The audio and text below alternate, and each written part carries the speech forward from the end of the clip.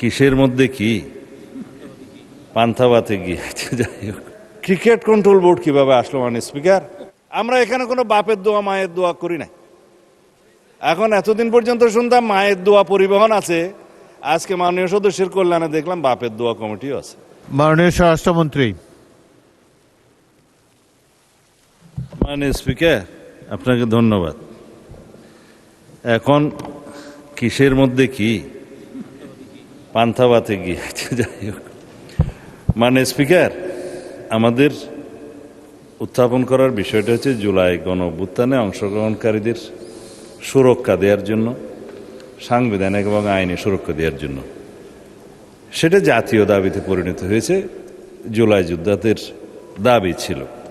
তার প্রেক্ষিতে জুলাই জাতীয় সনদ স্বাক্ষরিত হয়েছে, তার মধ্যে অঙ্গীকারনামার একটা দফা ছিল এবং সেই দফাটা পরবর্তীকালে যেদিন সই করব সেদিনও একটা আন্দোলনের প্রেক্ষিতে আমরা অনুরোধ করে কমিশনকে অ্যামেন্ডমেন্ট আনিয়েছিলাম তাদের দাবির প্রেক্ষিতে। তার মানে যারা জুলাই গণ-অভ্যুত্থানে, ছাত্র গণ-অভ্যুত্থানে অংশগ্রহণ করেছিলেন তাদের উপরে তো হানাদার বাহিনীর মতো গণহত্যাকারী আওয়ামী লীগ এবং তাদের সন্ত্রাসী গোষ্ঠী এবং পেটুয়া বাহিনী নিপীড়ন চালিয়েছে, অত্যাচার চালিয়েছে, গণহত্যা চালিয়েছে। জনতার প্রতিরোধের মুখে তাদের মধ্যেও কেউ কেউ প্রাণ হারিয়েছে, এটা যুদ্ধের ময়দানে ফয়সালা হয়ে গেছে, আমরা বলেছি। সুতরাং তাদেরকে সাংবিধানিক এবং আইনি সুরক্ষা দেয়া দরকার। সেই প্রেক্ষিতে এই আইনটা, অধ্যাদেশটা ইন্টারিম গভর্নমেন্ট প্রণয়ন করে সবার মতামতের প্রেক্ষিতে। হ্যাঁ, এখানে যদি আপনি সংশোধন আনয়ন করতে চান, মাননীয় সদস্যের উদ্দেশ্যে বলছি, সেটা সেকেন্ড রিডিং মধ্যে আপনি সংশোধনে আনতে পারতেন, আগে নোটিশ দিতে পারতেন, সেই সংশোধনীগুলো নিয়ে আমরা আলাপ করতে পারতাম।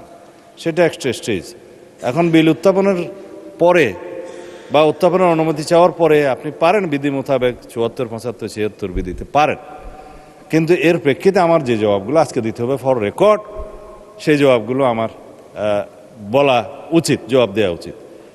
এখানে ক্রিকেট কন্ট্রোল বোর্ড কিভাবে আসলো মাননীয় স্পিকার? বাংলাদেশ ক্রিকেট কন্ট্রোল বোর্ডের ইন্টারিম গভর্নমেন্টের সময় তৎকালীন ক্রীড়া উপদেষ্টা ক্ষমতার প্রয়োগ করে সারা বাংলাদেশের জেলা কমিটিগুলোকে প্রভাবিত করে সেভাবে নিয়ে আসে। বাংলাদেশে যেগুলো রেজিস্টার্ড ক্লাব ছিল তাদের কাউন্সিলরদেরকে, হ্যাঁ, তাদেরকে প্রভাবিত করে সরকারি ক্ষমতার প্রয়োগ করে এবং হাইকোর্টে যে রিটটা দাখিল করা হয়েছিল সেটা হার্ড না করে পেন্ডিং রেখে, এখনো still it is pending with the chamber court I think, করে সর্বোচ্চ ক্ষমতা প্রয়োগ করে একতরফাভাবে ক্রিকেট বোর্ডের একটা বোর্ডিং করা। তার প্রেক্ষিতে বর্তমান গণতান্ত্রিক সরকার মাননীয় ক্রীড়ামন্ত্রীর নেতৃত্বে তিনি একটা ইনকোয়ারি বোর্ড করে দিলেন কি কি অনিয়ম হয়েছে না হয়েছে ফাইন্ড আউট করার জন্য। সেই তদন্ত কমিটি রিপোর্ট প্রদান করার পরে তারা ডিক্লেয়ার করলো এখানে যথেষ্ট অনিয়ম হয়েছে, আরো অনেক কথা আমি বলতে পারতাম, বলছি না। তারপরে সেটা ডিজলভড হয়েছে, ডিজলভ হওয়ার পরে একটা ক্রিকেট কন্ট্রোল বোর্ড হয়েছে, আহ্বায়ক কমিটি হয়েছে, অ্যাডক কমিটি। কাকে দিয়ে হয়েছে? এই দেশের কৃতি ক্রিকেটার, বাংলাদেশে সবচেয়ে পরিচিত, সারা বিশ্বে পরিচিত তামিম ইকবালকে দিয়ে।